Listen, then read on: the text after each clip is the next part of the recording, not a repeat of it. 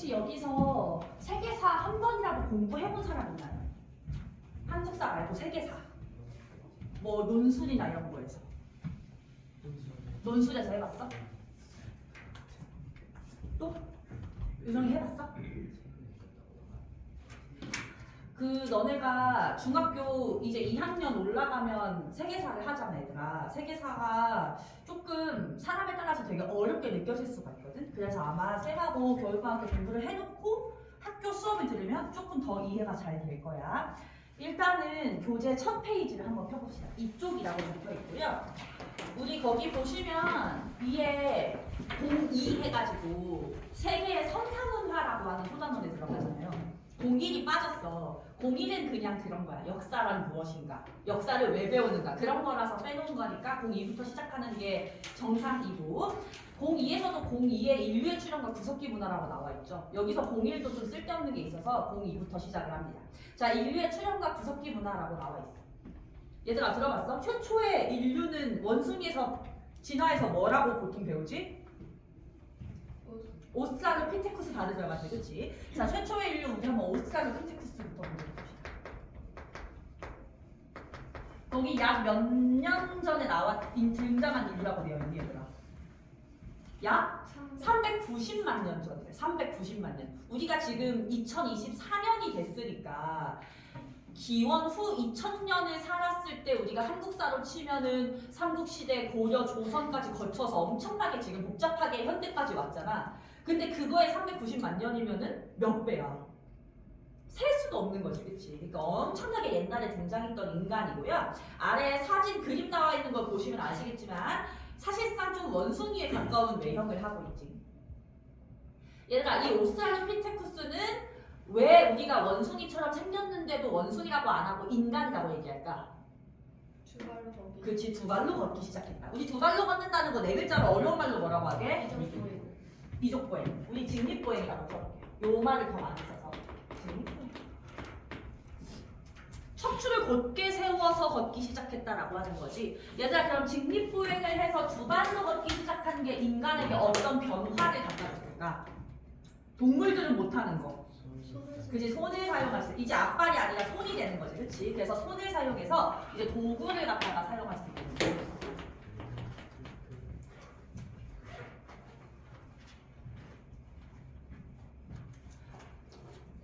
혹시 집에 강아지나 고양이 키우는 사람 있나요? 강아지들 얘들아, 목마르면 어떻게 해? 물 마시고 싶으면? 혓바닥. 혓바닥으로 해? 강아지마다 달라. 솔민이네 강아지는. 응.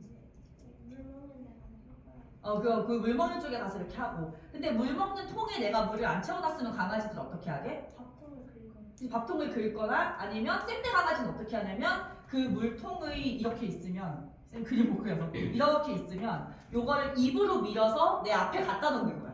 주둥이로 밀어서.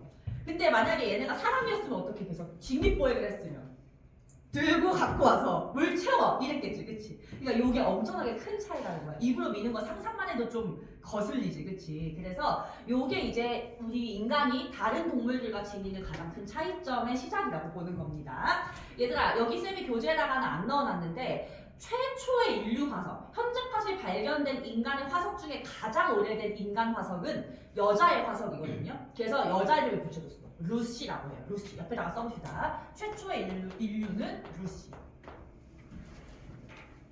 최초의 화석.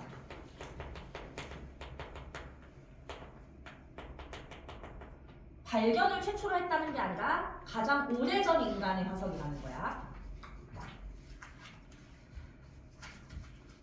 근데 얘들아, 가장 오래된 인류인 요 오스트랄로피테쿠스는 어느 나라에서 발견됐게? 얘들아, 넌 대륙이라고 하면 어떤 대륙이 세계에 있는지 알아요? 우리나라가 있는 대륙은 뭐야? 아시아. 또 무슨 대륙이 있어? 유럽이 있고, 남아메리카, 북아메리카가 있고, 오스트레일리아가 있는 오세아니아가 있고, 하나 더 아프리카가 있지. 요 6개 대륙의 역사를 우리가 배울 거야, 앞으로 얘들아. 이 중에서 어디서 어느 대륙에서 최초의 인류 오스트랄로피테쿠스가 발견됐게? 아시아. 어딜까? 아프리카에서 발견됐어. 우리가 뭔가 아프리카 하면 오늘날에는 제일 좀 낙후된 곳이고 좀 발전이 더딘 곳이라 생각하지만 인간은 최초로 아프리카에서 등장을 했다라고 하는 거야. 그래서 요리는 요 오스트랄로피테쿠스를 별명을 뭐라고도 하냐면 별명을 남쪽에 사는 원숭이라고 불러요. 아직은 원숭이의 모습을 하고 있기 때문에 남방의 원숭이 이렇게 부릅니다.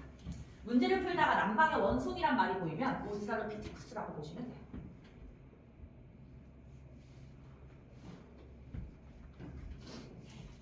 그러다가 굉장히 또 많은 시간이 지나서 인류가 한 번 더 진화를 합니다. 그 진화한 인류를 호모 에렉투스라고 해요.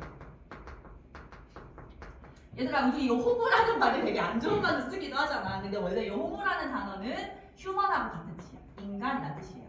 휴먼. 그래서 인간인데 어떤 인간이냐? 에렉투스한 인간이다. 에렉투스는 우리말로 바꾸면 곧 서 있다. 이 우리 오스트랄로피테쿠스까지만 해도 척추를 좀 서고 걷긴 하지만 살짝 구부정하잖아, 얘들아. 여기 사진 보시면. 근데 이때 호모 에렉투스부터는 진짜로 척추가 곧 서게 됩니다. 이때부터 불과 언어를 사용하기 시작해요.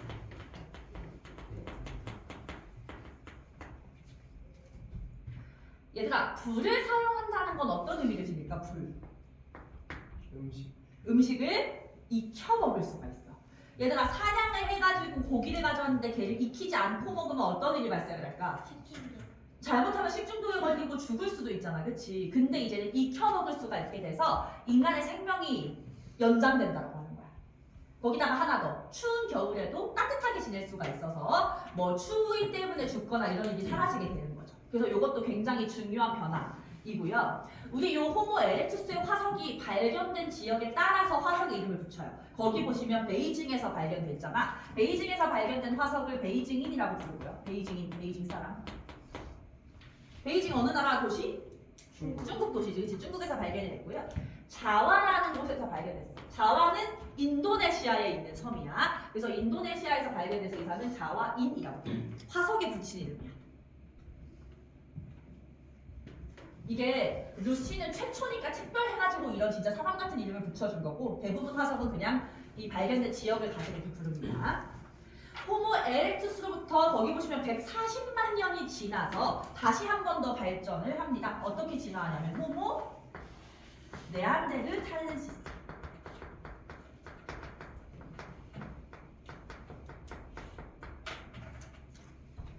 호모 에렉투스 할 때 에렉투스는 척추가 곧 서 있다라는 뜻이었다면 네안데르탈렌시스는 별 뜻이 없어. 네안데르탈이라는 곳에서 발견됐기 때문에 이렇게 이름을 붙였어요. 네안데르탈이라는 계곡에서 발견됐다. 얘네들은 시체를 매장하기 시작했어. 시체 매장.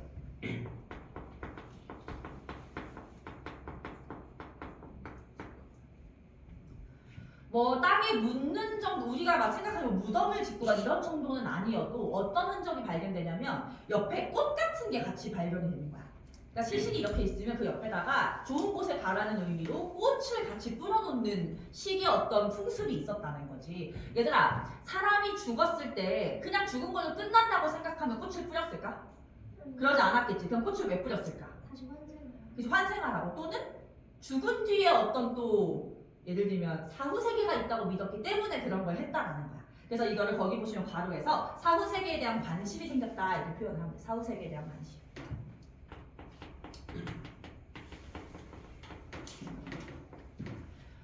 얘들아, 강아지들은 사후세계를 알까?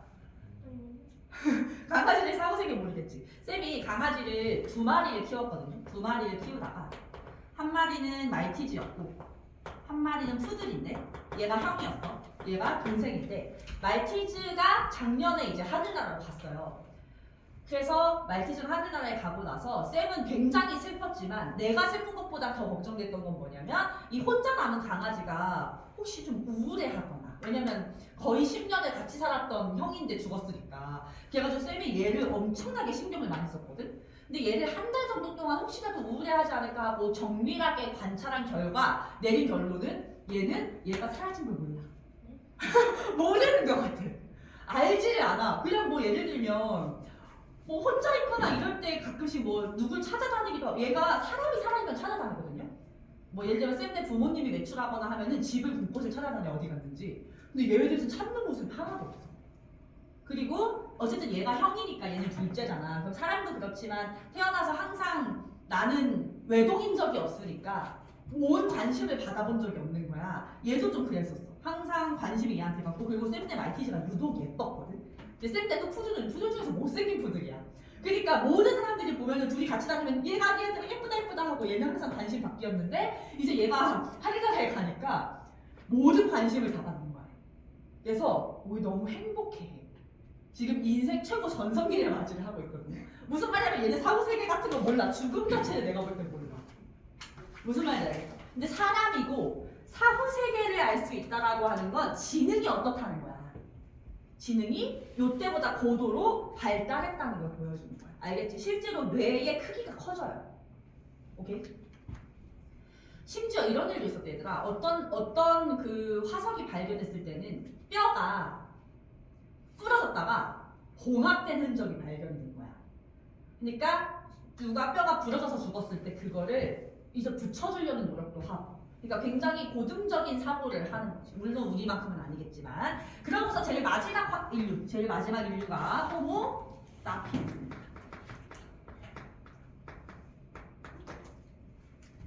여기서 사피엔스는 슬기롭다라는 뜻이야. 엄청나게 지능이 더 발달을 해서 거의 오늘날 우리랑 비슷해요. 얘는 동굴벽화를 제작합니다. 동굴벽화. 우리 동굴벽화 뒤에서 보겠지만 얘들아 동굴벽화에 주로 뭐를 그렸을 것 같아? 동굴에다가 사냥감을 뭐 그리거나 사냥에 성공한 모습을 그리거나 이런 식으로 자신들이 원하는 걸 어떤 주술적인 느낌으로 그려내는 모습까지 나아간다. 그리고 거기 보시면 호모 사피엔스 중에서 크로마뇽인이라고 하는 화석이 있어. 크로마뇽인.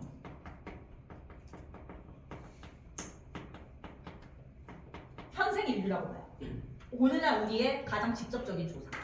우리가 얘들아 오스트랄로피테쿠스를 볼 때 우리의 조상이라고 느껴지진 않잖아. 근데 얘는 우리의 조상이라고 봅니다. 오케이? 우리는 사실상 호모 사피엔스인 거야. 이해되셨죠? 자, 그래서 인류는 이렇게 총 4단계를 거쳐서 진화를 해왔다. 그냥 각각 특징 하나씩만 쌤이 흰색으로 쓴 특징 정도만 학교 시험 볼 때도 외우셔도 됩니다. 최초의 인류는 직립보행을 하면서 도구를 사용하기 시작했고, 호모 에렉투스는 불과 언어를 쓰기 시작하면서 생명이 연장이 됐고, 호모 네안데르탈렌시스는 사후세계에 대해서 믿기 시작하면서 시체를 매장했고, 현생 인류인 호모 사피엔스는 동굴벽화를 그려서 자신이 원하는 걸 기원하기 시작했다. 그래서 아래 그림만 봐도 외모 자체가 호모 사피엔스부터 진짜 인간 같고 그 전에는 뭔가 인간의 몸에 원숭이 얼굴을 붙여놓은 것 같은 모습을 하고 있죠. 몸에서 털도 점점점 사라집니다. 됐어? 잠깐 넘어가서 얘들아 우리 아래 구석기 시대하고 신석기 시대를 볼 텐데요. 구석기 시대랑 신석기 시대는 그렇게 자세하게 보진 않을 거야. 그냥 간단하게만 볼게. 얘들아 구석기, 신석기 할 때 석기가 뭐죠? 그치 돌이죠 돌. 얘네들이 돌을 사용했던 시기인 거야. 아직 우리가 사용하는 철기라든가 이런 게 발견되기 전의 시점이고요. 구석기는 더 옛날 시기, 신석기는 더 최근 시기라고 생각을 하시면 돼요. 얘들아 그러면 구석기 시대에는 인류가 발전을 더 했을 때야 못했을 때야? 못했을 때겠지 그치? 그래서 도구가 엄청 간단해. 이제 썼던 도구를 뭔가 이렇게 정교하게 만들어내지를 못해서 돌을 갖다가 어떻게 만드냐면 깨트려서 만들어. 돌이 이렇게 있으면 얘를 바닥에다가 깨트려. 그 다음에 그럼 파편이 있을 거 아니야. 파편들 중에서 쓸만한 걸 골라서 썼던 식인 거야. 우리 이렇게 깨트려서 만든 석기를 뭐라고 부르게? 뗀석기라고 부릅니다. 가장 대표적인 뗀석기는 주먹도끼라고 하는데요. 뭐 아래 자료 2번에 주먹도끼 그냥 한번 봐보시면 얘들아 봐봐. 우리가 너네가 길을 가다가 바닥에 막 돌멩이들이 막 있어. 근데 그 바닥에 있는 돌멩이들 중에서 요 주먹도끼를 딱 발견했어. 이걸 보자마자 이건 인류의 문화유산이니까 박물관에 가져가야겠다라는 생각이 들 것 같아 안 들 것 같아? 이 주먹도끼를 보고? 팔아야겠다. 아니지 얘들아 너희들은 절대 길 가다가 이 돌을 발견하고서 얘의 가치를 알 수가 없어. 이것의 가치는 정말 유명한 교수님이나 박사님 정도가 돼야 하는 거고 쌤도 아마 모를걸 길 가다가 얘 발견하면. 그렇지 않겠어? 그래서 우리 이렇게 생긴 애들 사용하면 구석기 시대라고 생각을 하시면 됩니다. 뗀석기예요. 뭐 해먹고 살았을까? 열매 열매 따먹거나 우리 열매 따먹는 걸 어려운 말로 채집이라고 해요. 채집. 그리고 물고기잡이 있겠죠. 물고기잡이. 그리고 사냥 이렇게 해서 먹고 사는 거예요. 채집, 물고기잡이, 사냥. 그런데 얘들아 이 셋 중에서 뭐를 주로 해서 음식을 구했을 것 같아? 사냥. 사냥일 것 같지. 근데 얘들아 생각보다 사냥이 아니야. 왠지 알아? 우리 얘들아 구석기 시대는 너네가 이렇게 생각하셔야 돼요. 아이스 에이지입니다. 대체로 빙하기였어. 우리 빙하기 하면 떠오르는 동물. 맘모스. 맘모스. 너희도 맘모스라고 아니? 메모드라고 바뀌지 않았어? 맘모스. 맘모스. 맘모스라고 해? 네. 메모드라고 바뀌었었는데? 아니 쌤 때 원래 맘모스라고 하다가 그래서 그 커피 브랜드 중에 맘모스 커피가 있었어.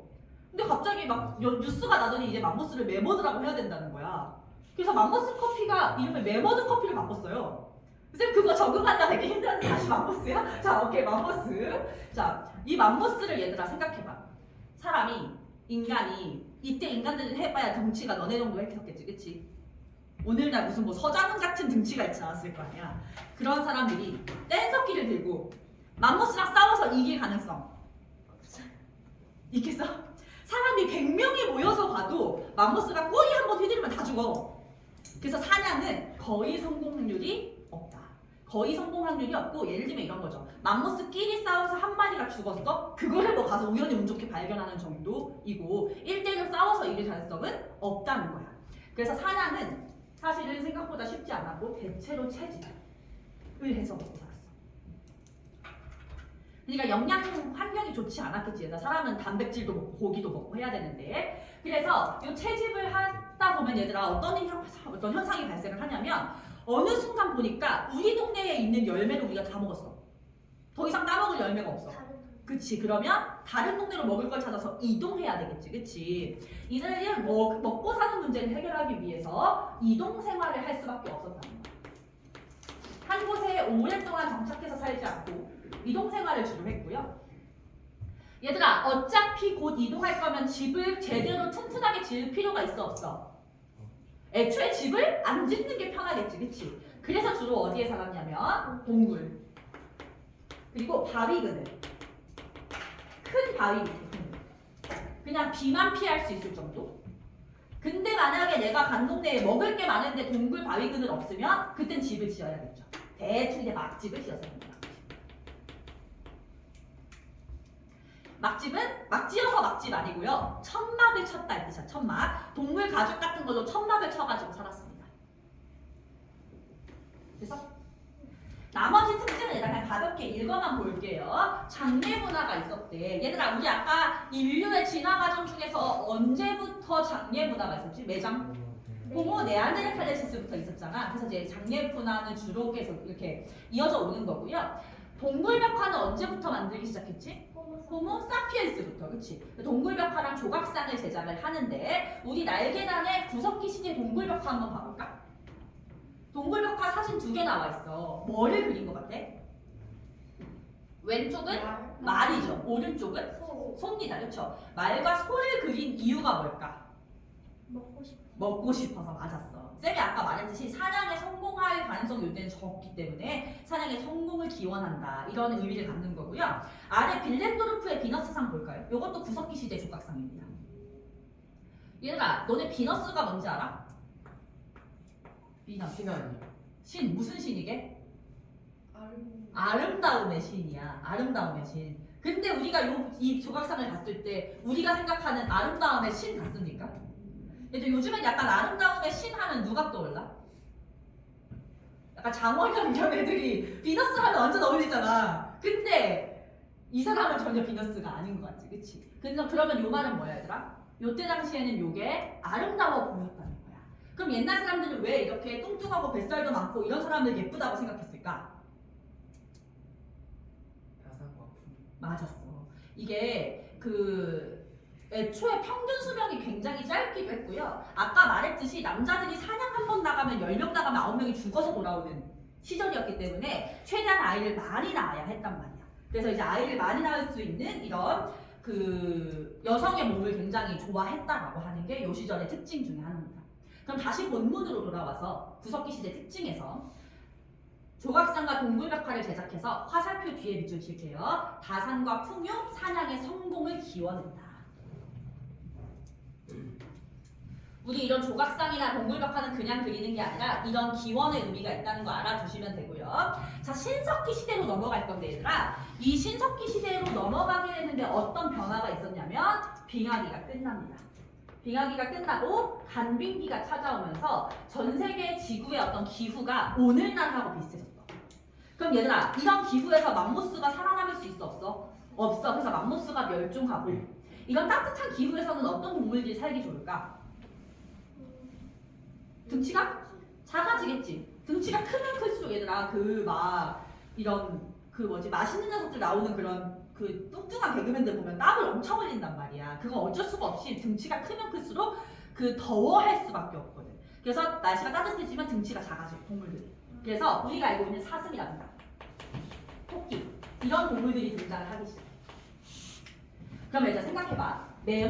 맘모스를 사냥할 때랑 토끼를 사냥할 때랑 사용하는 도구가 같을까 다를까? 다르겠지. 얘들아, 맘모스 사냥할 때 사실상 도구가 중요했을까? 왜? 어차피 뗀석기인데 뗀석기를 잘 만들어봤자 맘모스랑 싸워서 이길 수가 없잖아. 맘모스랑 싸워서 이기는 방법은 진짜 100명이 떼거지로 달려들어서 어떻게든 급소를 찌르든가 아니면 죽은 애를 데리고 가든가 다친 애를 데리고 가든가 이거잖아. 근데 이제 토끼랑 사슴은 내가 도구로 어떻게 비벼볼 수가 있지.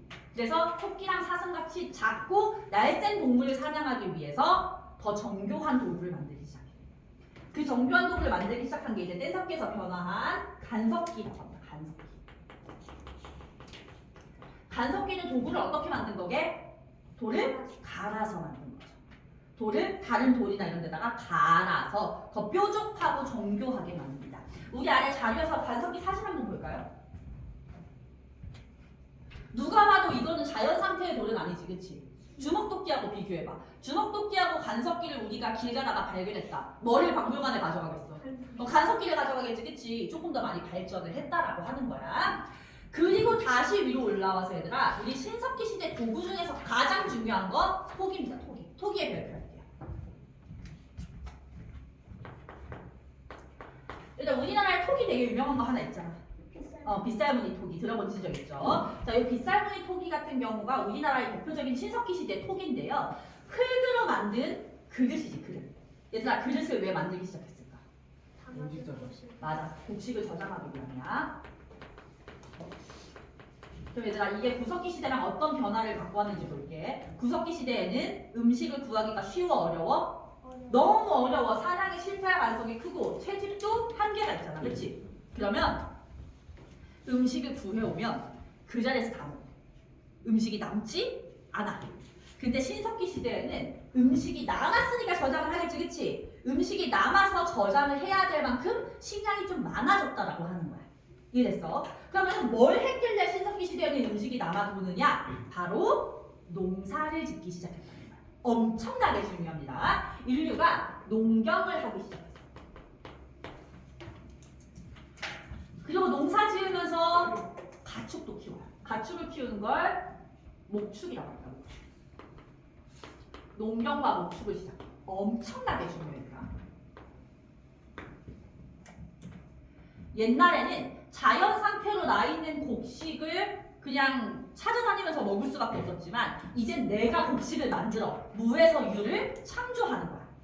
마찬가지 사냥도 길 가다가 우연히 동물을 발견해야 사냥을 할 수 있었는데 이젠 내가 동물을 키워 무에서 유를 창조하는 거지. 엄청나게 큰 변화야. 얘들아, 우리 인류 역사에서 앞으로 세계사 배우면서 이런 단어가 많이 나올 거야. 엄청나게 큰 변화가 생겼을 때 우린 걔를 혁명이라고 합니다. 영어로 revolution. 이거는 인류 최초의 혁명이다라고 해서 농경과 목축을 하기 시작한 걸 신석기 혁명이라고 합니다. 너무너무 중요해, 알겠지? 신석기 혁명, 농경과 목축의 시작. 근데 물론 농사를 지어봤자 지금처럼 풍부하게 짓지 못하기 때문에 여전히 채집 물고기 사냥은 하고 있어. 여전히 하면서 동시에 농경과 목축도 한다고 생각을 하시면 되고요. 얘들아, 이제 농사 짓기 시작하면 이동해 다니면 돼, 안 돼? 안 되지. 내가 이 땅을 열심히 읽었는데 이동하면 나만 손해잖아. 그렇죠? 그래서 이제 정착을 하기 시작한다는 것도 매우 중요합니다.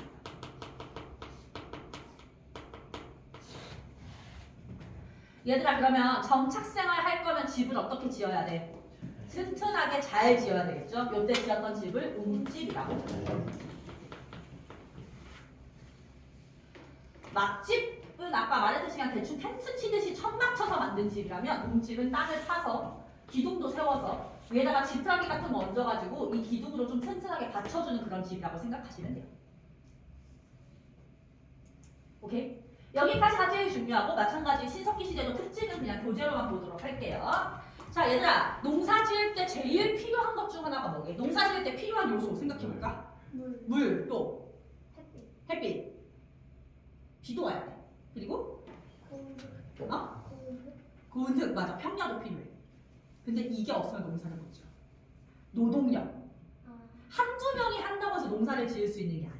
그래서 사람들이 모여서 최대한 많은 인원이 같이 살기 시작하는데 얘들아 사람이 모여 살 때 생판 남하고 사는 게 낫겠어? 가족들끼리 모여 사는 게 낫겠어? 가족. 가족들끼리 모여 사는 게 낫겠죠. 친척들끼리. 그거를 거기 특징 첫 번째 줄 보시면 혈연 중심의 씨족 사회라고. 씨족 사회. 이제 농사 지을 때 노동력이 필요하다 보니까 친척들끼리 모여 살기 시작했다라고 하는 것이고요. 아까 솔민이가 말했듯이 농사 지을 때는 태양빛도 굉장히 중요하단 말이야. 그래서 태양을 숭배하는 신앙도 등장을 하고 얘들아 태양을 숭배하는 신앙을 거기다가 써볼까요? 태양을 숭배하는 태양 말고 그냥 자연물을 숭배하는 신앙을 애니미즘이라고 합니다. 자연 숭배, 뭐 태양, 바다, 강, 나무 이런 걸 숭배하는 거. 그리고 가축을 키우다 보니까 동물을 숭배하는 신앙도 등장을 해요. 동물을 숭배하는 걸 아니에요. 갑자기 기억이 안 난다. 토테미즘 맞는데. 토테미즘이라고 합니다. 동물 숭배. 이제 우리나라 옛날 단군 신화 이야기에서 우리가 무슨 동물을 숭배한다 그래. 들어본 사람? 곰 숭배한다 그러잖아. 그러니까 곰이 인간이 됐다 이런 얘기가 곰을 숭배한다는 걸 빗대서 표현을 한 거고요. 거기 보시면 영혼을 숭배한다. 영혼이 있고 그 영혼이랑 대화를 할 수 있는 사람이 있다. 얘들아 우리나라 신앙 중에서 영혼과 대화하는 사람이 누구 있게? 무당. 그 무당을 믿는 거 샤머니즘이라고 해요. 이런 신앙들이 신석기 시대에 등장을 했다. 근데 정말 중요한 거더라. 요 구석기 시대와 신석기 시대는 전부 다 계급이 없는 평등 사회입니다. 평등 사회. 모든 사람이 평등합니다.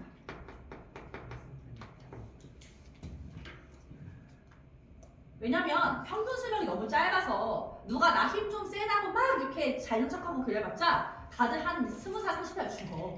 그러니까 이제 계급이 존재할 수가 없는 그런 사회였다고 보시면 돼요. 됐어?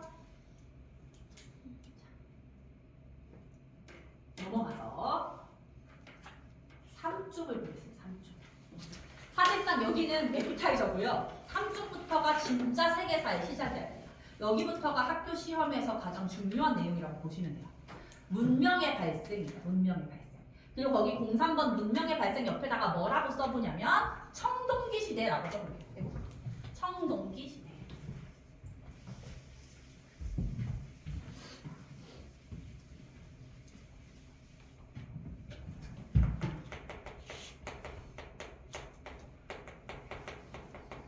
아까까지는 석기시대였잖아. 석기시대는 뭘로 도구를 만들었기 때문에 부르는 명칭이다. 돌로 만들었기 때문에. 그럼 청동기는 뭘로 도구를 만든 시기?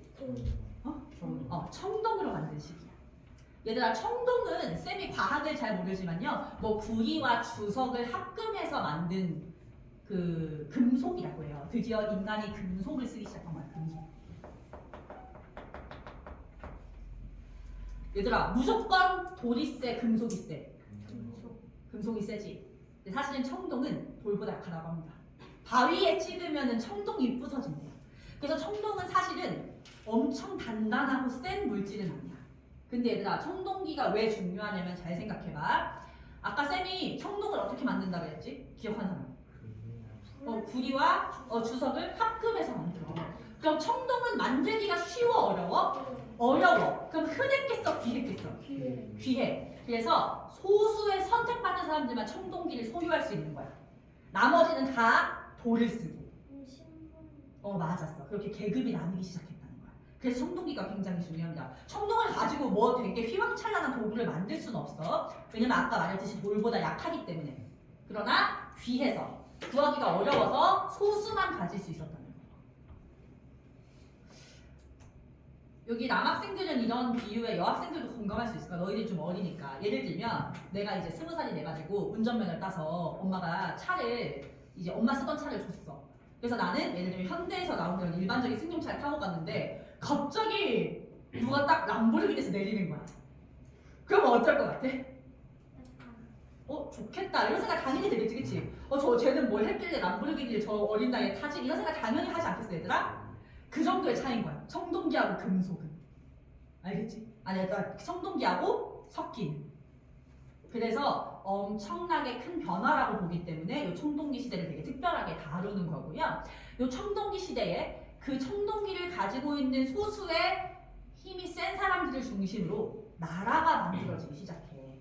그 우리 인류 최초의 나라들을 문명이라고 부릅니다. 알겠죠? 자, 문명 한번 볼게요. 문명. 4대 문명. 전 세계의 문명은 총 4개의 나라에서 시작이 돼서 이걸 4대 문명이라고 합니다. 얘들아, 문명이라는 말 무슨 뜻인지 알겠어? 우리 문명적이다 이런 걸 쓰거든요. 문명인이다. 문명의 반대말이 뭔지 알아? 문명의 반대말은 야만이야, 야만. 문명적이다의 반대말은 야만적이다 이거야. 그럼 이제 생각해봐. 내가 지하철을 타러 가는데 앞 사람이 길막을 해. 그럼 우리 길막을 했을 때 열받으면 야만인들은 어떻게 할 것 같아? 때려요. 비켜주면서 뒤통수를 팍 치는 거야. 근데 우리는 문명인이잖아. 문명인은 어떻게 해야 돼? 앞 사람이 길막을 하면. 네, 죄송합니다. 지나갈게요. 라고 해야 되잖아. 그치? 그런 차이야. 우리가 아까 배웠던 구석기 시대, 신석기 시대는 사실상 야만의 시대인 거야. 야만적이야. 저 때는 법도 없고 규칙도 없고 그랬던 시기야. 물론 다른 동물들보다는 고등 인간이지만 무슨 말인지 알겠어? 근데 청동기 시대부터는 문명이 형성되면서 사람들이 모여 살기 시작해. 하나의 도시 내지는 나라가 만들어지기 시작해. 얘들아, 도시나 나라가 만들어지면 자연스럽게 뭐도 만들어지는 줄 알아? 법이 만들어져. 규칙. 법. 왜냐면 이게 없으면 다스리기가 힘들거든. 그럼 우리는 이 구석기 시대보다 훨씬 더 문명적이라고 얘기할 수가 있겠죠. 그래서 원래 문명이라는 단어는 되게 복잡한 단어지만 한마디로 말해서 인류 최초로 나라가 만들어지기 시작을 하고 그 나라 안에서 사람들이 규칙을 정해서 살아간다. 이렇게 되는 거야. 알겠죠? 근데 그 문명이 전 세계에 몇 개가 있었다? 4개가 있었다. 그 4개를 지금부터 배울 겁니다. 아래 자료 3번 지도에 별표 하시고요. 우리 이 지도로 외울 수 있어야 돼. 지도를 외워야 됩니다. 얘들아, 중학교 1학년 때 세계 지리를 공부했나요? 세계 지리를 원래 중1 때 하게 되어 있는데 학교에 따라서 안 하고 넘어가는 학교들도 있단 말이야. 근데 잘못은 아닌데 우리가 세계사를 공부할 때 학생들이 하는 가장 큰 오해 중에 하나가 세계사는 역사니까 역사만 외우면 된다고 생각해.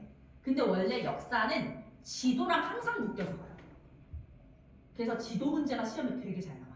특히 여기 신목중 친구도 있지. 신목중이 지도를 겁나 좋아합니다. 지도를 반드시 외우셔야 돼요. 알겠죠? 왜냐면 내가 역사를 외웠는데 이게 지구상에서 어느 지점에서 일어나는 일인지 모르면 아무 의미가 없으니까 지도는 당연히 공부해야 되는 거라 생각하고 부수적인 거라 생각을 하시면 안 돼요. 알겠죠? 자, 그럼 아래 지도를 한번 보도록 하겠습니다. 지도. 얘들아, 우리 지도에 우리나라 찾아볼까? 우리나라. 우리나라 찾으셨나요? 그럼 우리나라 옆에 파란색 색칠되어 있는 나라가 어딜까? 중국이죠, 그렇죠? 중국은 4대 문명 중에 하나입니다. 걔를 중국 문명이라고 해요. 중국은 찾을 수 있지, 얘들아? 자, 그럼 이제 중국에서 건너와서 겐지스강이라고 적혀 있는데 찾아볼래? 네. 거기 밑에 나라가 사실 밑에 꼬다리가 잘렸는데요. 이렇게 역삼각형으로 생긴 나라가 있어. 얘가 무슨 나라냐면 인도야, 인도.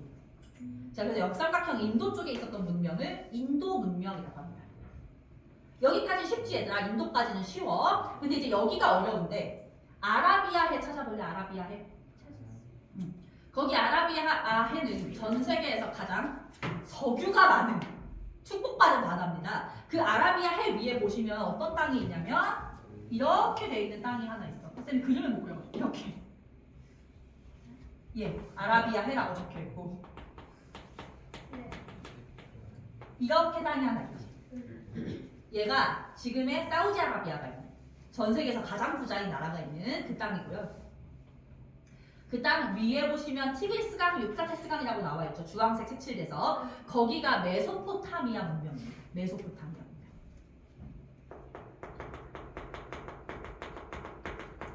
메소포타미아라고 하는 이 단어는 강이 두 개니까 두 강 사이에 있다라고 하는 뜻인데 지금의 이라크가 있는 땅이에요. 이라크. 그리고 얘들아 그 메소포타미아의 왼쪽에 있는 나일강 쪽에 보라색 무슨 나라를 나일강 하면 무슨 나라? 이집트 문명이야. 알겠지? 얘네들 지도에서 잘 찾아낼 수가 있어야 됩니다. 아 걔네는 사실은 요 고대 시기는 아니고요. 나중에 한 10세기 이후에 등장을 하는 문명인데 조금 언급이 되긴 해 세계사에서. 지금은 나오지는 않아. 자, 그럼 일단 지도에서 확인했죠? 다시 위로 올라가서 4대 문명 표를 한번 보도록 할게요. 자, 쌤 따라서 읽으면서 쌤이 쓰라는 거 한번 써봅시다. 첫 번째, 메소포타미아 문명 앞에 동그라미 1번 씁니다. 동그라미 1번, 메소포타미아 문명, 동그라미 1번. 이집트 문명, 동그라미 2번. 인도 문명, 동그라미 3번. 중국 문명, 동그라미 4번. 이 숫자의 의미가 뭘까? 중요한 순위? 태어나는 문명이 등장한 순서야. 등장. 그러면 인류 최초로 국가가 성립하고 문명이 성립된 지역이 어디라는 거야? 메소포타미아 지역이라는 거야. 두 번째가 이집트, 인도가 세 번째, 그리고 중국이 네 번째입니다. 근데 나 말이 순서가 1, 2, 3, 4지 사실은 각 문명 사이에는 그 500년 정도의 긴 텀이 있어요. 그만큼 메소포타미아가 엄청 오래됐다고 하는 거야. 알겠죠? 그리고 얘들아, 우리가 반드시 알아둬야 할 것이 뭐냐면 우리 아까도 얘기했지. 신석기 시대 때 농경하면서 농사 지을 때 가장 필요한 것 중 하나가 뭐였어? 물하고 평야였어. 물을 구할 수 있고 평야가 있으려면 반드시 뭐가 있어야 되냐면 강이 흘러야 돼. 강이 있어야만 나라가 세워질 수 있어. 우리나라도 옛날에 뭐 삼국시대나 고려시대 나라 세울 때 제일 중요한 게 본 게 강이었거든요. 그런데 얘들아, 인류 최초로 나라가 성립되려면 그 강의 크기가 어떻겠어? 엄청 커야 돼. 이게 바다야 강이야 싶을 정도로 커야 돼. 그런 강들의 이름까지 외워주셔야 됩니다. 알겠죠? 각 문명이 어느 강 유역에서 발생했는지. 그래서 거기 표에 강 이름까지 나와요. 자, 우리 위에 표 한번 봅시다. 우리 메소포타미아 문명만 강 이름 외우면 나머지 강 이름은 어렵지 않아요. 얘들아, 메소포타미아 문명은 강이 두 개가 있어. 따라 읽어보자. 티그리스강, 유프라테스강. 다시 한번 티그리스강, 유프라테스강. 이집트는 따라 읽어보자. 나일강. 인도 문명은 인더스강. 마지막 중국 문명 황허강. 우리 얘네 네 개를 지금 외워보겠습니다. 창장강도 색칠돼 있는데 사실상 창장강은 나라하고는 상관이 없었어. 황허강이 제일 중요해. 얘들아 순서대로 외우시고요. 40초 드릴게요. 40초.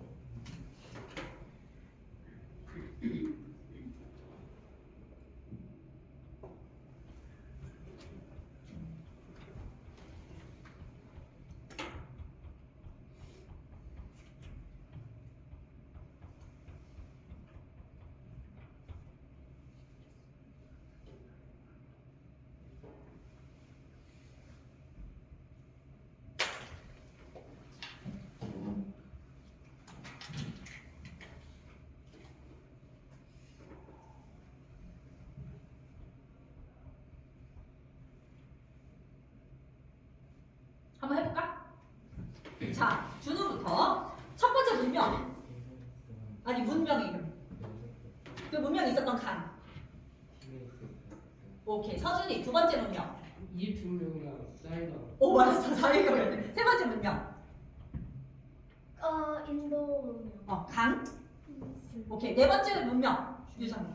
중국 문명. 강. 오케이. 다시 처음부터 첫 번째 문명. 오케이. 걔 강.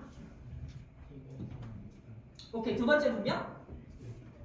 이수명 강.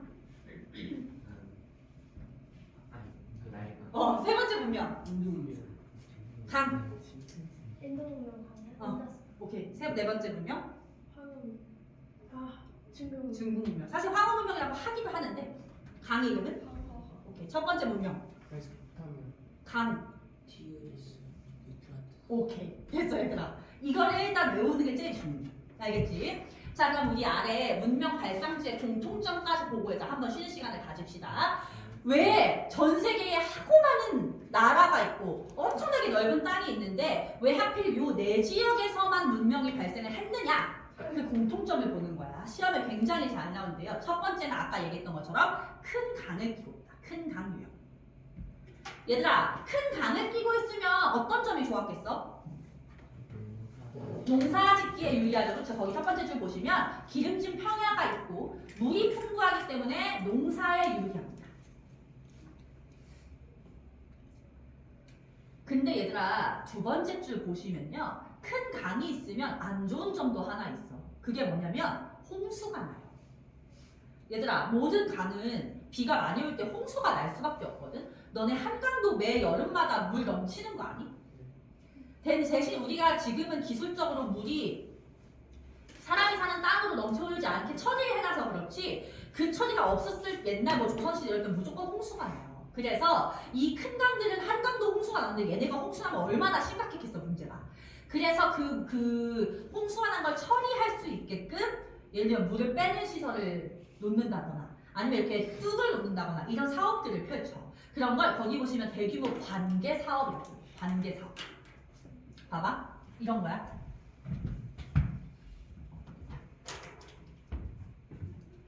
강이 이렇게 있으면 엄청나게 큰 강이 흐르면 얘가 이렇게 물이 넘쳐 흐르는 게 문제잖아. 홍수가.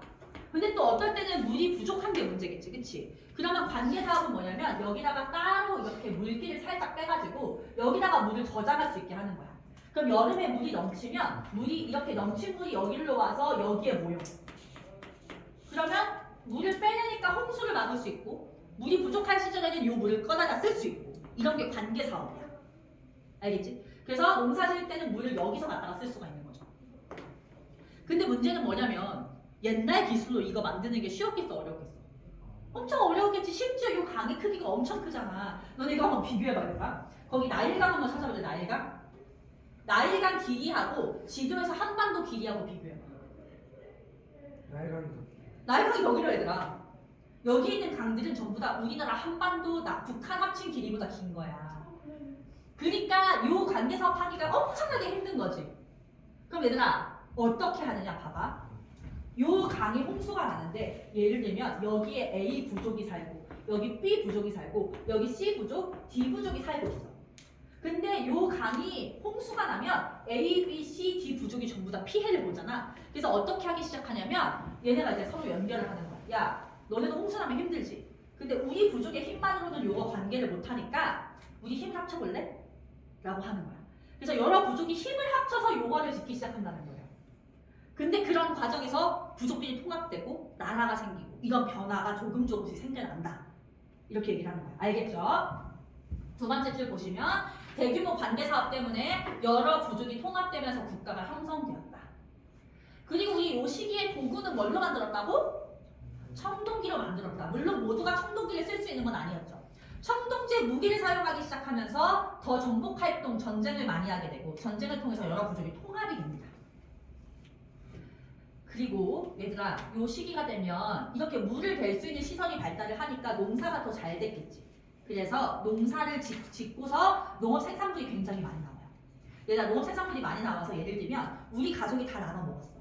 다 나눠 먹고도 남는 양이 발생해. 그런 거 어려운 말로 뭐라고 하는지 알아? 쌀이 너무 많이 나서 우리 가족이 1년 동안 먹고도 남아. 이런 걸 잉여 생산물이라고 하거든요. 잉여가 남는다는 뜻이야. 남아둔다. 그럼 일단 이 남는 거 어떻게 하겠어? 저장해두는 것도 좋은데 문제는 쌀은 썩어. 그치, 팔아야 되겠지. 근데 이때는 시장이라고 하는 개념이 없기 때문에 어떻게 하느냐? 내가 쌀이 많은데 옆 동네에 갔더니 어떤 애가 다른 게 많아. 쌀은 없는데 얼마 전에 사냥에 성공해가지고 호랑이 가죽을 옷을 입고 있어. 아, 너무 멋있는 거야. 그러면은 야, 너 쌀은 없다며. 호랑이 가죽 입어서 뭐하냐? 쌀하고 바꾸자 하는 거야. 그러면 이 잉여 생산물로 나는 뭘 얻었어? 호랑이 가죽 옷을 얻었지. 얘들아, 이 호랑이 가죽 옷이 지금으로 치면 예를 들면 뭐 샤넬 가방 아니면 뭐 엄청난 뭐 명품 시계, 뭐 롤렉스 시계 이런 거 생각해봐. 그러면 내가 딱 호랑이 가죽을 입고 우리 동네 돌아왔을 때 우리 동네 사람들 뭐라고 하겠어? 야, 너 뭔데 그거 입었어? 너 그거 어디서 구했어? 아, 쌀이 남아 돌아서. 이렇게 얘기를 하는 거야. 야, 너 롤렉스 시계 어떻게 샀어? 아, 엄마가 줬어. 막 이런 거지. 그러면 사람들이 얘를 뭐라고 보겠어? 아, 쟤는 좀 뭔가 있는 놈이구나 라고 보겠지. 그러면서 그게 시간이 지나면서 얘는 지배자, 나는 피지배자가 된다라고 하는 거야. 계급이 발생을 해요. 알겠죠? 잉여 생산물이 발생을 하면서 결국은 이게 계급이 나뉘는 데까지 영향을 주는 거야. 근데 아직은 신분까지는 안 가요. 뭐 귀족, 평민 이런 신분까지는 안 가고요. 단순히 지배를 하는 지배층, 나머지는 그냥 지배를 받는 피지배층으로 나뉘기는 합니다. 일단 피지배층은 지배를 받는다는 뜻이야.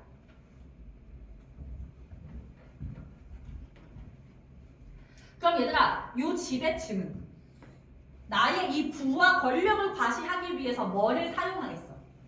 남들이 쓰지 못하는 청동기를 사용하는 거야. 얘는 이제 청동기를 사용하면서 아까 말했듯이 청동기가 도구로서 굉장히 강한 영향력을 끼치지 못하기 때문에 그냥 내가 갖고 있는 걸 보여주는 정도, 과시하는 용도였다고 생각을 하시면 되고요. 이제 이 지배자 중에서 이제 나라를 다스리는 왕이 등장을 하거나 이렇게 되는 거죠. 그래서 이 왕은 하나의 어떤 도시국가를 다스리는데 그 도시국가를 다스리는 데 있어서 얘들아, 나라 다스릴 때 제일 필요한 게 뭘까? 일단 나의 백성들을 위해서 꼭 해줘야 되는 거. 신뢰? 신뢰가 필요하다는 걸 14살에 느끼셨나요? 아직 15살이구나. 얘들아, 전쟁이 났을 때 이겨줘야 되고요. 전쟁이 났을 때 국민들을 보호해줘야 돼, 그치? 그럼 이제 전쟁도 해야 되고. 그럼 일단 내가 전쟁을 해주는 대가로 백성들한테 뭘 거두게? 세금을 거둬. 근데 그리고 그럼 이 돈이 생긴 거 가지고 나라가 무역도 하고 막 이런 일들을 하는 게 나란 거야, 얘들아. 그러면 전쟁, 세금, 무역을 하다 보면 뭐가 필요해지냐면 의사소통이 잘 돼야 돼. 그래서 이걸 기록하기 위해서 문자를 사용하기 시작합니다. 문자. 얘들아, 우리 문명 4개 순서대로 뭐뭐뭐 있었죠? 메소포타미아, 두 번째 이집트, 세 번째 인도, 마지막 중국. 냈다 문자를 쓰기 시작합니다. 문자. 얘들아, 언어랑 문자가 다르다는 거 알지? 네. 언어는 뭐야? 말하는. 말로 하는 거지, 얘들아. 말로. 우리 말로는 한 5개 국어쯤 하잖아, 얘들아. 우리 말로 인사 한 마디 뭐야? 네? 우리 말로 인사. 안녕. 안녕하세요. 영어로 예. 헬로. 중국어로 이야. 니하오. 뭐 프랑스어로 봉주르. 좀 대충 알잖아, 그치? 뭐 일본어로 고니죠. 이 정도는 알잖아. 이게 언어죠. 말로는 다 할 수 있지. 다 쓸 수 있습니까? 아니에요. 봉주를 쓸 수 있나요? 못 쓰잖아. 그러니까 문자는 훨씬 더 고등의 영역인 거야. 언어를 할 줄 아는 건 인간이면 배우면 할 수 있는데 문자는 쉽지가 않은 거지. 근데 이 문자를 쓰기 시작했다는 게 또 문명의 엄청 큰 특징입니다. 오케이? 자, 그러면 우리 저 뒤에 시계로요. 11시 5분까지 쉬었다가 뒤에 메소포타미아 문명부터 보도록 합니다. 밖에. 저기 문 쪽에 문 옆에 있어.